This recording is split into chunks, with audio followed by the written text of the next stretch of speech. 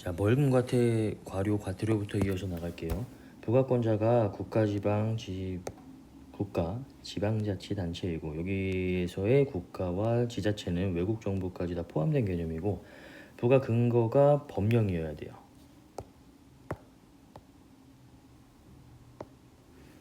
그에 따른 벌금과 과료, 과태료는 송금불산입 기타 사회 유출을 하겠다라는 거죠. 이 벌금과 과료와 과태료는 국가에서 이 사업자한테 제재를 가하고 있는 것이기 때문에 그렇게 제재를 가한 금액에다가 송금으로 인정을 해줄 수는 없게 되는 것이겠죠. 이런 결과가 나올 거 아니에요. 예를 들어 가지고 벌금으로 100만 원을 이렇게 부과를 했어요. 근데 이것을 송금으로 인정을 하겠다라고 한다면 세금 계산할 때 어때요? 예를 들어 가지고 세율이 20%라고 한다면 20만 원만큼은 세금이 다운될 거 아니에요. 그렇죠? 그러면 이 사람은 100만 원만큼의 벌금을 부과받았지만 세금 계산할 때 20만 원만큼 깎이기 때문에 실질적으로는 벌금을 80만 원만 부담하게 되는 이러한 결과가 나오게 되겠죠. 그래서 벌금과 과료와 과태료는 그 사람한테 부과된 그 금액만큼 100%의 책임을 지우기 위해서 100만 원 부과됐으면 너 실질적으로 100만 원 다 부담해라. 이렇게 하기 위해서 별도의 송금으로 인정하지 않겠다라는 거예요. 장부에서 이 벌금이 나간 만큼 우리가 이제 비용을 잡아놨어도요. 세법상으로는 그 해당 벌금인 비용은 송금으로서 인정할 수가 없다라는 개념이에요. 송금 항목과 송금 불산입 항목 보도록 할게요. 송금 항목은 키포인트로 잡으실 게 사계약상이 들어가거나 연체자 들어가면 송금 항목입니다. 반면에 송금 불산입 항목은 요 보시면은 법, 교통법규, 법, 요거를 보시면 돼요. 그래서 송금 항목과 송금 불산입 항목을 잘 구별하셔가지고 송금 불산입 항목에 해당되는 벌금, 과료, 과태료 등이 나온다라고 한다면 송금 불산입 기타 사회 유출로 세무조정과 소득 처분을 해주시면 되겠죠. 왜 기타 사회 유출로 소득 처분을 할까요? 거래 상대방이 누구예요? 국가죠. 국가나 지자체, 법인 사업자나 개인 사업자가 거래의 상대방인 경우에는 기타 사회 유출로 소득 처분한다. 1장에서 배웠던 내용이죠. 자, 이렇게 해서 벌금, 과료, 과태료를 정리를 하시면 될 것 같고요. 만약에 연체이자가 계상이 되어 있다. 이런 거는 송금으로 인정이 됩니다. 부가권자가 국가이고 부가 근거가 법령인 이러한 벌금과 과태료 등에 대해서만 송금 불산입으로 처리를 한다라는 거 주의를 하시면 될 것 같고요. 자, 그 다음에 세 번째로 공과금입니다. 공과금은 법령에 의해서 강제적으로 부과되고 법인의 순자산을 감소시키기 때문에 당연히 송금으로서 인정이 되게 돼요. 교통 유발 부담금, 폐기물 처리 부담금, 국민연금 사용자 부담금, 개발 부담금 이러한 부담금들이 우리가 알고 있는 공과금이라고 생각하시면 돼요. 이거는 우리가 사업을 하면서 요 해당되는 내용이 있으면 당연히 법에 의해서 강제적으로 내야 되는 것이기 때문에 송금으로서 인정을 하고 있습니다. 하지만 예외적으로 송금 불산입 기타 사회 유출 처분하는 게 있어요. 마찬가지로 얘도 거래 상대방이 국가, 지자체 등이기 때문에 소득 처분을 기타 사회 유출로 하고 있는 거고요. 그러면 송금 불산입이 되는 사례 한번 보도록 할게요. 법령에 따라 의무적으로 납부하는 것이 아닌 공과금이 있어요. 강제성이 없기 때문에 이런 것들은 송금으로서 인정을 받을 수가 없습니다. 그리고 두 번째, 법령에 따른 의무불이행 또는 금지 제한 등의 위반에 따른 제재로서 부과되는 공과금입니다. 키포인트는 여기서 의무불이행, 금지 제한 위반에 따른 제재. 뭔가 잘못했다라는 거죠.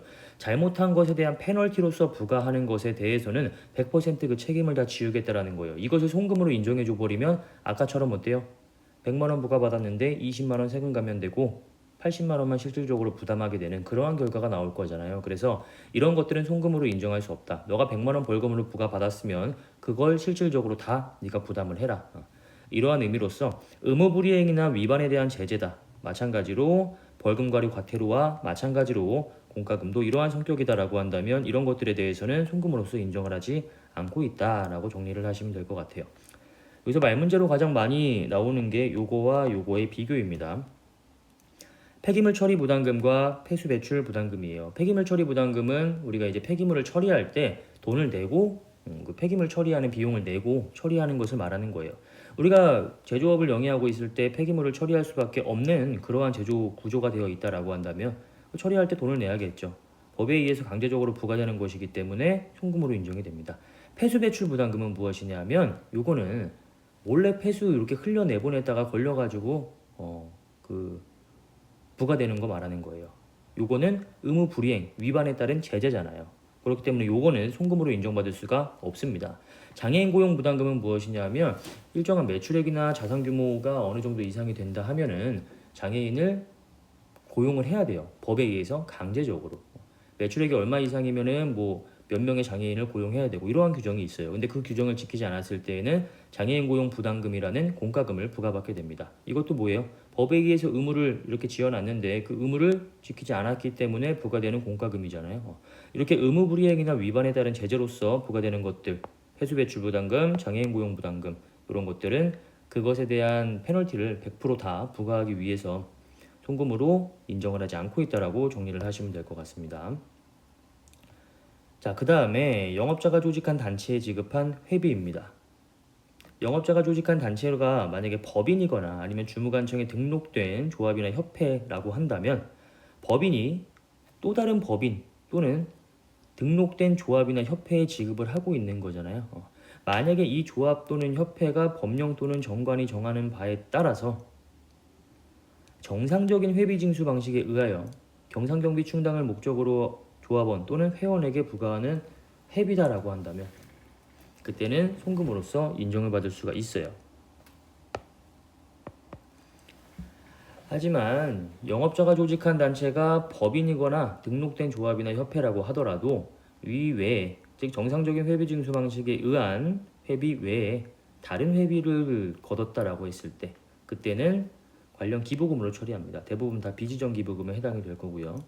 그 다음에 이렇게 법인이거나 등록된 단체가 아니라 임의로 조직된 조합이나 협회에 지급한 회비라고 한다면 얘랑 같게 지급을 하고 있습니다.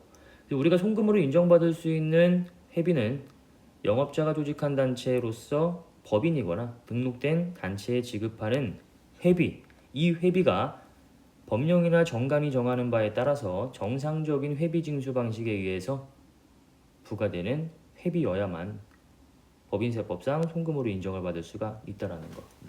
빨간 색깔 밑줄을 키포인트로 하셔가지고 기억을 해두시면 될 것 같아요.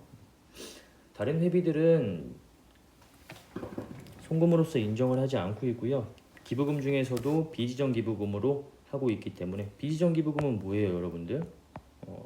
송금 불산입입니다.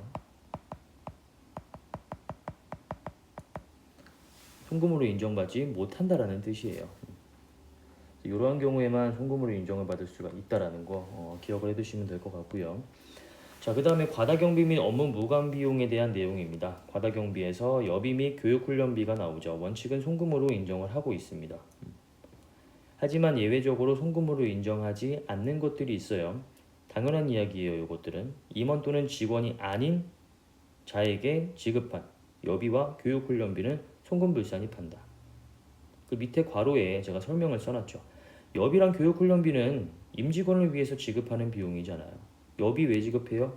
임직원이 출장 등을 갈 때에 그에 소요되는 여비가 있다면 그거 지급하는 거잖아요. 교육훈련비는 우리 임직원이 업무와 관련된 교육이나 훈련을 받을 때 그에 대한 비용이 있으면 그거 지급해 주는 거잖아요, 회사가. 이런 것들은 송금으로 인정한다라는 거죠. 복리후생 목적으로서. 복리후생 목적도 되고, 그 다음 실비 변상적 성질도 되고, 그 다음에 교육훈련비라고 하면은 이 사람의 어떤 미래를 위해서 우리 회사의 업무를 조금 더 이제 잘 훌륭하게 이행해 나가라고 그런 식으로 지급하는 것이기 때문에 다 업무와 관련성이 있겠죠. 근데 만약에 여비 및 교육훈련비를 주주에게 지급을 했다. 주주가 출장을 가진 않아요. 주주가 우리 회사의 업무와 관련된 교육이나 훈련을 받진 않아요.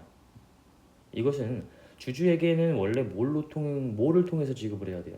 주주에게는 배당금을 통해서 지급을 해야 됩니다. 그러니까 이런 구조죠. 법인이 임직원한테 뭘 지급해요? 일반적으로 급여 지급하죠. 그 다음에 이 임직원이 우리 법인을 위해서 근로를 제공하면서 발생한 여비나 아니면 교육비 등이 있다라고 한다면 그것도 지급할 수 있어요. 법인이 주주한테는 뭘 지급하는 거예요? 배당금만 지급할 수 있습니다. 법인이 주주한테 여비랑 교육비를 지급할 일은 없단 말이에요.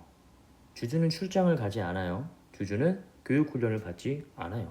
주주한테 여비교육비를 주었다라는 건 법인이 만약에 임직원을 위해서 이러한 급여나 여비교육비를 지급을 했다라고 했을 때에는 이러한 짓을 했을 때에는 이 법인의 송금으로 인정을 받을 수가 있습니다.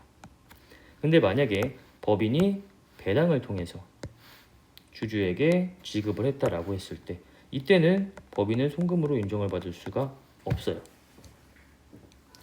이거 우리 저번 시간에도 공부를 했던 내용이죠. 배당금은 잉여금의 감소예요. 급여랑 여비 교육훈련비는